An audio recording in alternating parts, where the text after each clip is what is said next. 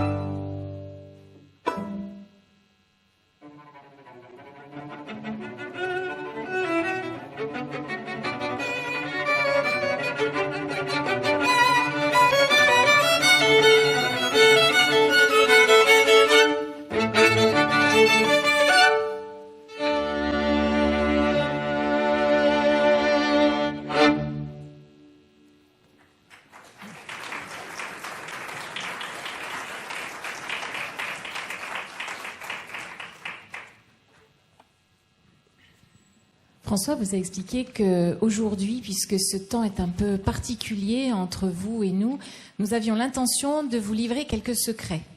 Le support qui va servir à illustrer cette répétition que nous faisons au quotidien et que nous voulons vous dévoiler aujourd'hui est une partition de Mozart.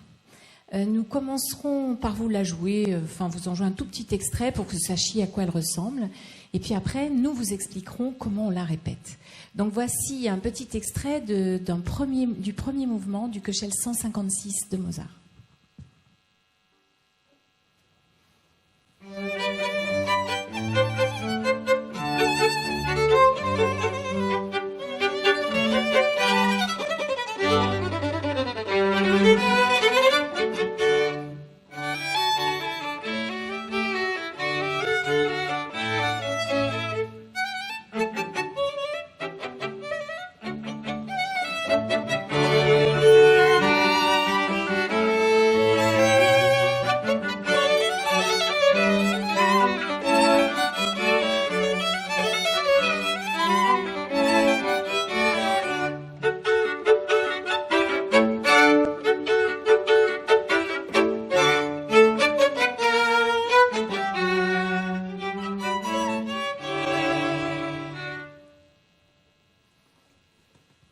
Quand vous écoutez un quatuor comme celui-ci, vous vous dites probablement, mais ces quatre, ils sont de toute façon faits pour jouer ensemble. Et donc, il n'y a pas de problème. Ce sont de bons instrumentistes, des professionnels. Ils apprennent leur partition et hop, on a un quatuor. Eh bien, il faut que vous sachiez que c'est tout différent, notre réalité. En fait, déjà, ça, vous le connaissez, nous avons 4 supports extrêmement différents. Guillaume, avec sa partie de violoncelle, en particulier dans la musique du 18e, a quelque chose de très simple.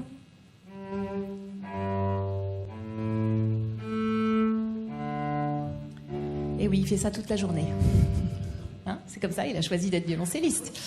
À côté de Guillaume, Léo, qui est altiste, a quelque chose d'un tout petit peu plus meublé, mais quand même assez pauvre.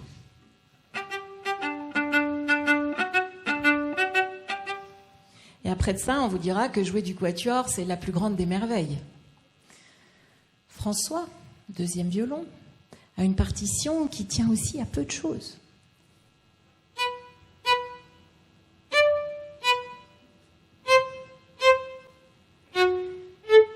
C'est bien réalisé, mais vous imaginez bien que les secrets du quatuor vont aller au-delà de cette addition de partitions. Alors, je dois quand même vous dire que la partition de 1er violon est nettement plus intéressante. Je vais vous la faire entendre. Donc moi j'ai la mélodie et on pourrait penser qu'un bon quatuor, c'est un bon 1er violon accompagné.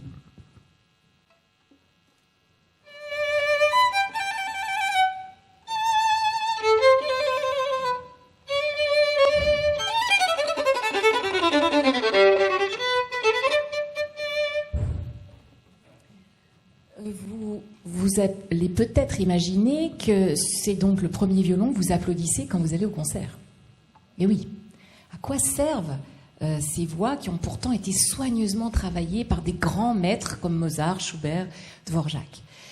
Quand nous répétons, ça a l'air simple d'être ensemble. Il suffit pourtant de très peu de choses pour que le désordre règne dans un quatuor.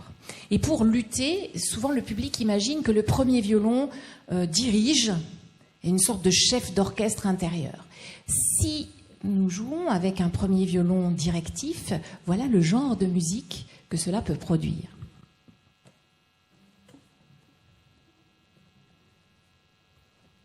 Oui, ça sous-entend que les autres me regardent.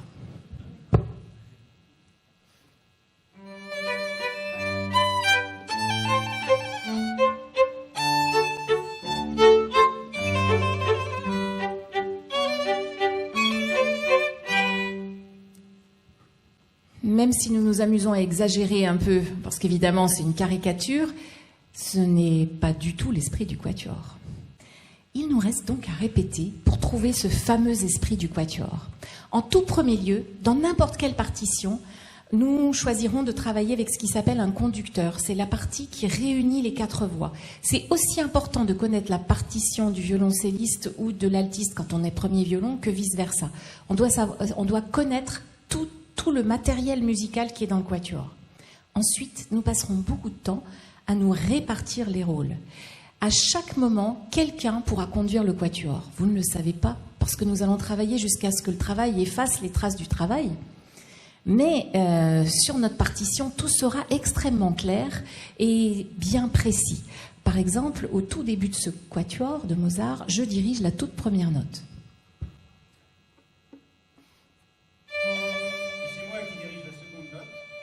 Puis après, je reprends. Et encore à moi. À moi. Nous devons faire beaucoup d'efforts pour vous expliquer à quel moment on prend en main les rênes du quatuor. Ça va très vite. On est dans un vrai état d'interdépendance au sein d'un quatuor, et c'est justement ce qui nous intéresse. C'est qu'on va aller bien au-delà d'un esprit de soliste, et c'est justement dans ces interactions que vont grandir la plus belle musique possible. Il faut savoir qu'à partir de cet arrangement, il y a un deuxième grand sujet qui va animer nos répétitions. Une fois qu'on s'est bien organisé pour être ensemble, qu'on s'est réparti les rôles, il faut qu'on arrive à choisir ensemble une interprétation. Nous allons nous servir d'un tout petit extrait d'un quatuor de Glazunov que nous allons vous jouer à l'état brut, en en appliquant les règles de la partition.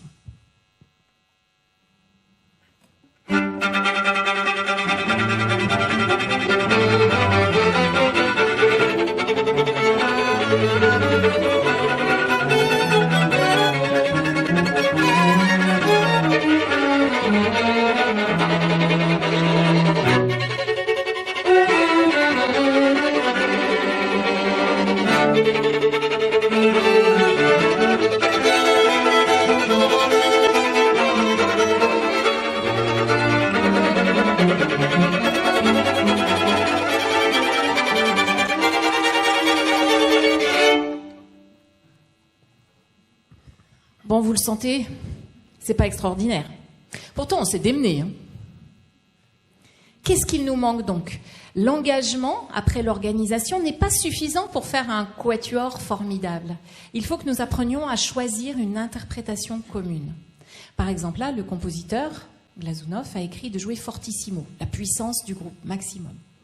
Nous, croyant bien faire, nous avons donné tout ce qu'on pouvait à tous les niveaux. Dans un vrai quatuor, il va falloir interpréter cette puissance. Interpréter, ça veut dire ajouter quelques petites décisions de terrain qui vont rendre cette puissance plus explicite et qui vont permettre à la beauté de la partition de ressortir. Et oui, les musiciens classiques ont de la liberté à l'intérieur d'un cadre.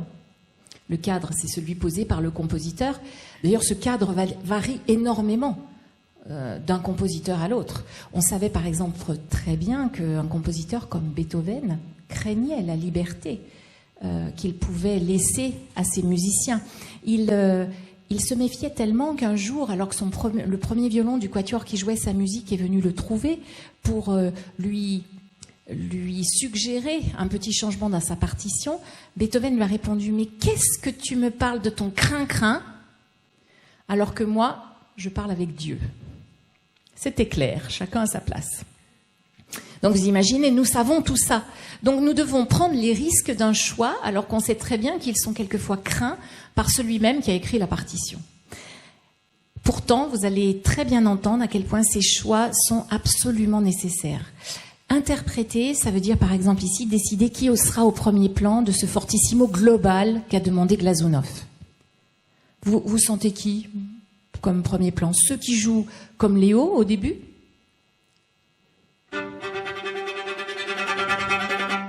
Ou ceux qui jouent comme Guillaume au début? Vous avez une idée de votre interprétation? Ah, c'est le silence qui l'emporte. C'est ce qu'on fait souvent nous-mêmes. Il faut se forcer pour oser choisir. Alors, pour se donner les outils pour ces choix, eh bien, nous expérimentons beaucoup. C'est ce qu'on va vous faire. 2 versions. D'abord, une version conduite par tous ceux qui auront la partie que Léo vient de vous montrer, puis une autre conduite, le fortissimo conduit par tous ceux qui joueront comme Guillaume. Voilà les 2 possibilités d'interprétation de cet esprit de fortissimo dans cette œuvre de Glazunov. Première version.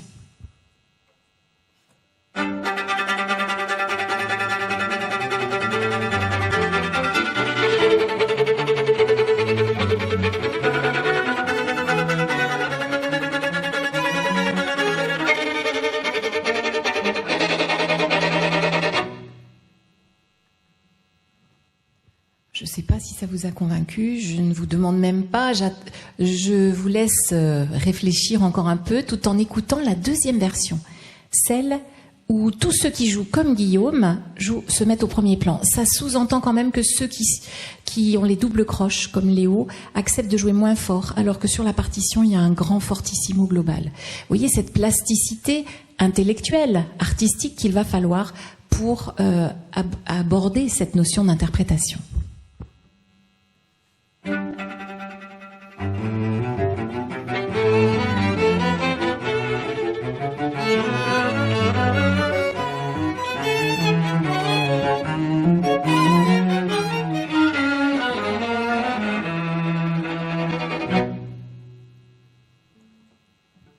Peut-être que vous commencez à comprendre de quoi il s'agit.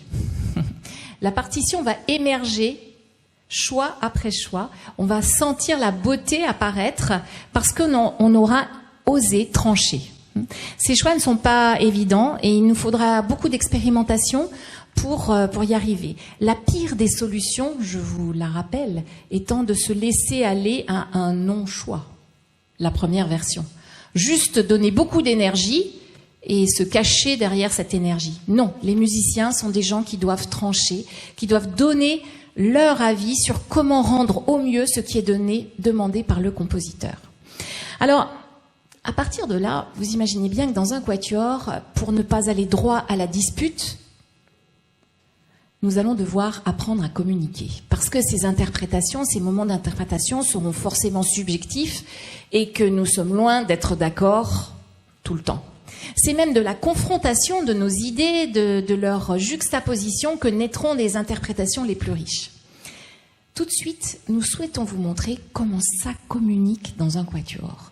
On veut gagner du temps, alors on évite la réunionnite aiguë, on se met pas trop dans le blabla, et on est dans une expérimentation en direct pendant cette répétition. Pour que vous soyez vraiment aux premières loges, j'aimerais inviter 4 d'entre vous à venir derrière un des musiciens pour que vous puissiez vraiment ressentir la communication de l'intérieur comme si vous y étiez.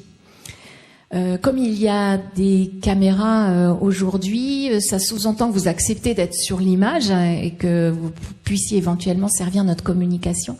Mais par contre, on ne vous demande rien. Vous n'avez pas du tout besoin de connaître la musique. C'est juste d'être des témoins de ce qui se passe. Ce sera très facile pour vous. Qui a envie de venir derrière le violoncelliste, l'altiste, François et moi? Oui, volontiers. Je vous en prie, descendez. Il nous faut 4 personnes. Oui. J'en vois 3. Il ne manque plus qu'une volontaire. Voilà, merci. Venez, choisissez votre instrument. Vous pouvez même poser les mains sur les épaules du violoncelliste ou de l'instrumentiste qui est devant vous. Comme ça, vous sentirez vraiment tout ce qui se passe dans les interactions. Nous vous jouons un autre extrait de Mozart pour cette répétition sans parole où les choix sont en train d'avancer grâce à ces essais que nous faisons.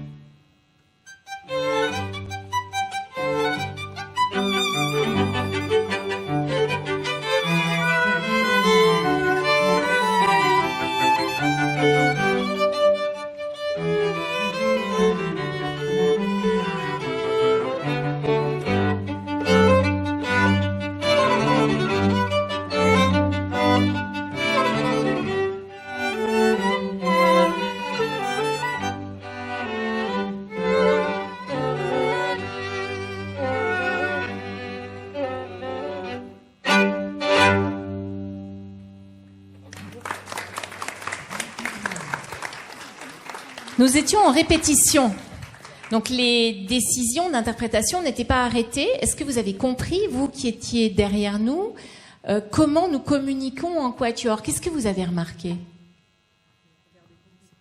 Beaucoup de regards.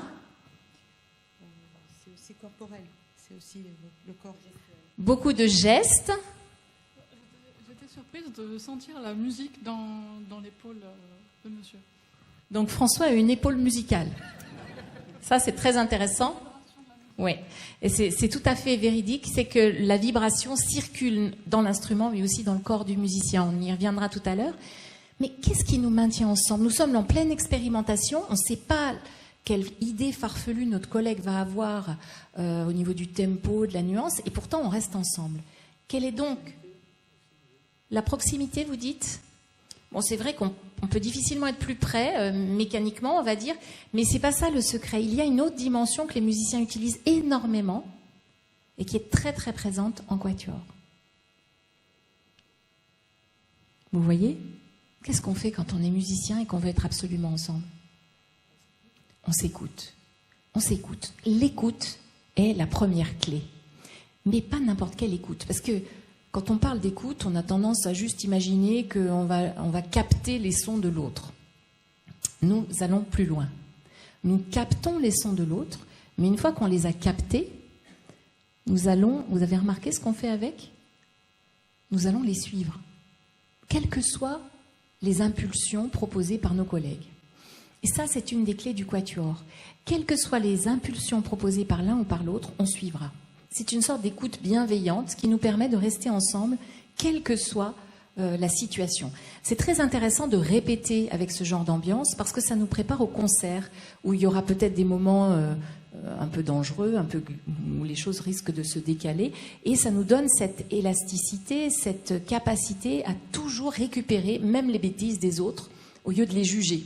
On aura une sorte d'écoute qui acceptera l'idée farfelue, voire la petite défaillance. Pour rester professionnel, la seule consigne, c'est de corriger avant que le public ait entendu quelque chose. C'est une consigne exigeante. Il peut y avoir de la bienveillance, mais il faut de l'exigence. Donc c'est ces deux dimensions conjuguées qui vont nous permettre de rester ensemble quoi qu'il arrive. À côté de ça, effectivement, il y a beaucoup de regards. On pourrait se contenter de jouer cachés derrière nos pupitres, parce que ce qui compte, c'est la technique. On peut vous le montrer, vous verrez que ce sera en ordre, mais que la vitalité, le côté mobile et vivant de notre partition risque fort d'en payer les frais.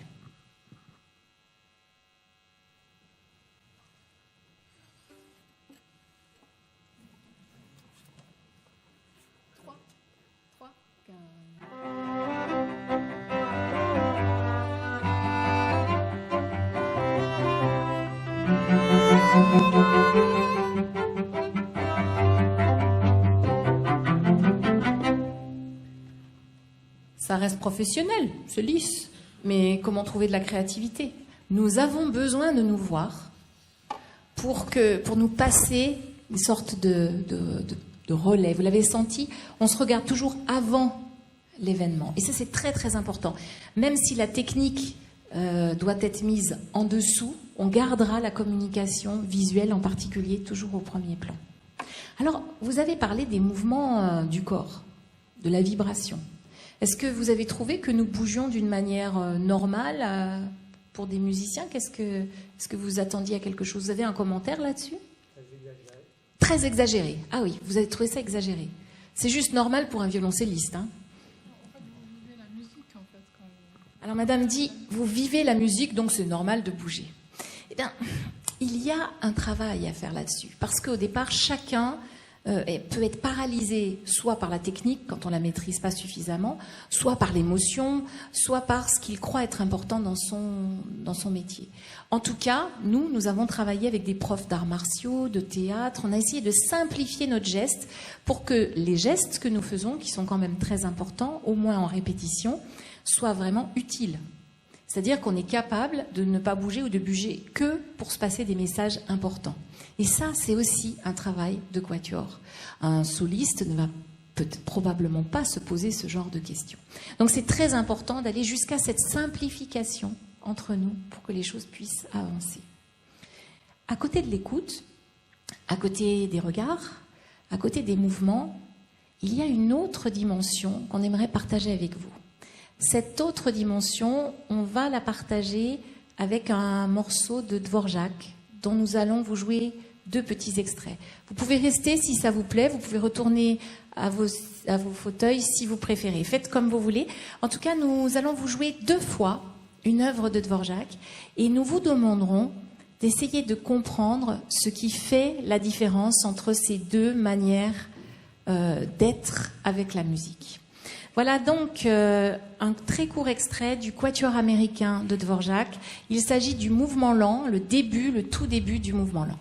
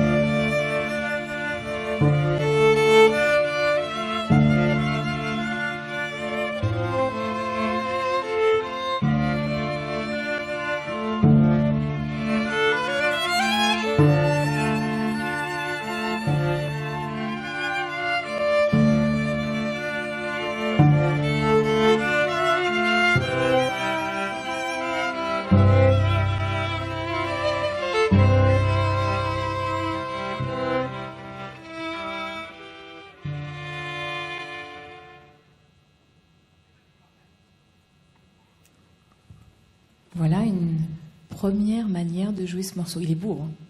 Je sens que vous avez retenu votre souffle. On en aimerait plus, mais vous n'en aurez pas de plus là maintenant.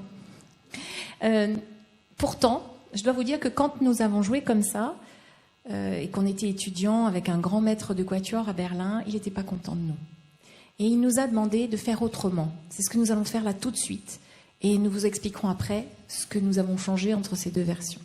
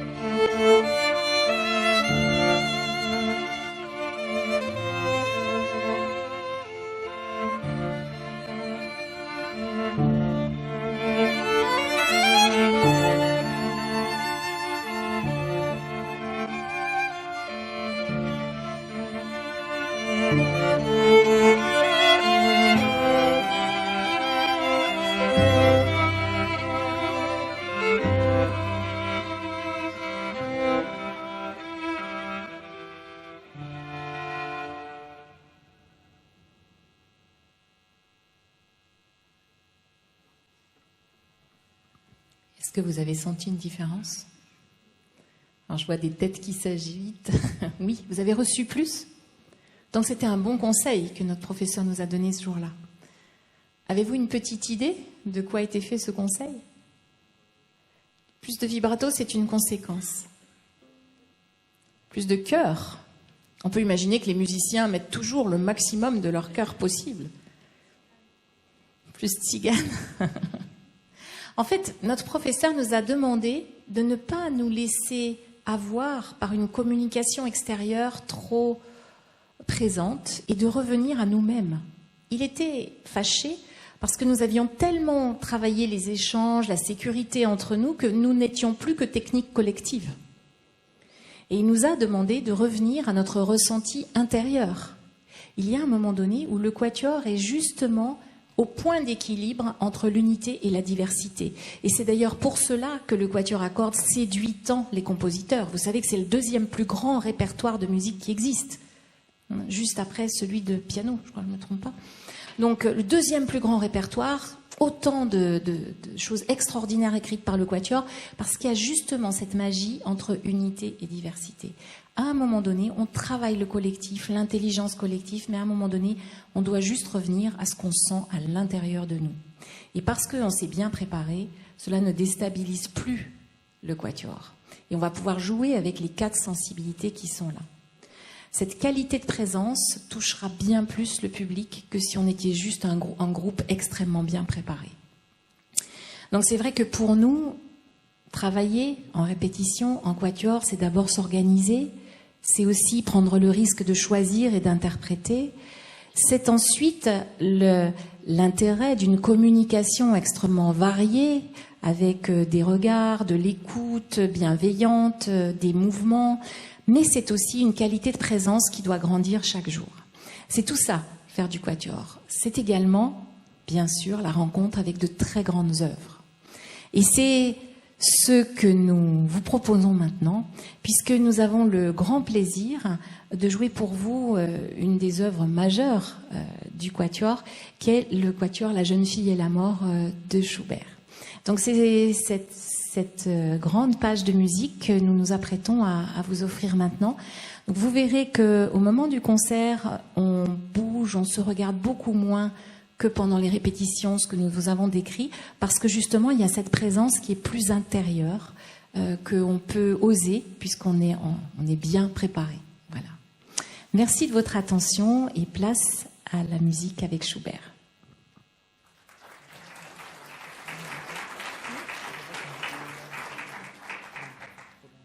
Pour des questions de timing, nous allons jouer 3 des 4 mouvements de ce très grand quatuor. Il s'agira du premier, deuxième et quatrième.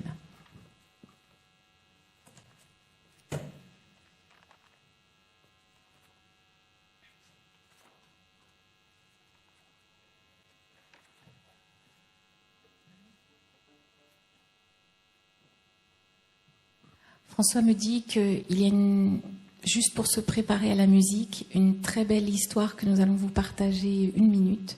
C'est celle de nos 4 instruments. Comme ça, vous pourrez en profiter plus. Il faut que vous sachiez que nous avons, il y a quelques années, commandé 4 instruments à un très grand luthier français, qui est un maître d'art très réputé dans le monde entier, qui s'appelle Monsieur Robin, et que ce grand maître luthier a vraiment cherché à traduire la diversité et l'unité du quatuor à travers les 4 instruments qu'il allait construire pour nous. C'est très rare qu'un luthier fasse 4 instruments pour un quatuor. On en connaît en tout cas quelques-uns, mais seulement 2 comme les nôtres. Et je vais vous raconter la spécificité du nôtre. D'abord, il a choisi 4 modèles des grands luthiers crémonais pour chacun de nos instruments. Donc le mien est une copie de Stradivarius, François de Guarnerius, Léo d'Amati, le maître, et Guillaume de Gottfrieder. Pour la diversité, on y était. Les sons seraient tous différents de par cette richesse de modèles. Par contre, pour l'unité, il a eu une autre idée extraordinaire, c'est celle de trouver suffisamment de bois dans ses réserves pour construire les 4 instruments dans un seul et même arbre. En plus, cet arbre, cet érable, puisqu'il s'agit de l'érable, avait été en séchage depuis plus de 50 ans. Donc il avait une très belle qualité de préparation pour faire des violons. Et lorsque les personnes qui coupent les érables de lutherie l'avaient coupé, ils l'avaient pris dans une forêt en Bosnie. Et cet arbre avait 600 ans.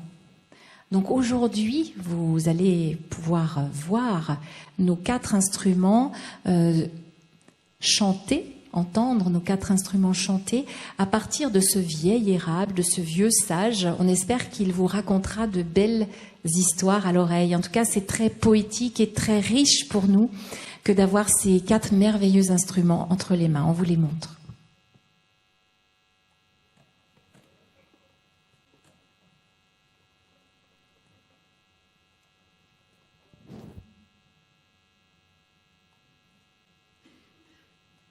Donc vous pouvez profiter de la beauté du bois et de l'unité représentée, même s'ils sont usés un peu différemment et s'ils ont été utilisés un peu différemment. Ça fait déjà de nombreuses années que nous les avons, bientôt 20 ans. Même si Guillaume n'était pas là il y a 20 ans avec nous, il a, grâce à une mécène, pu récupérer le violoncelle qui était évidemment dans cette magnifique œuvre.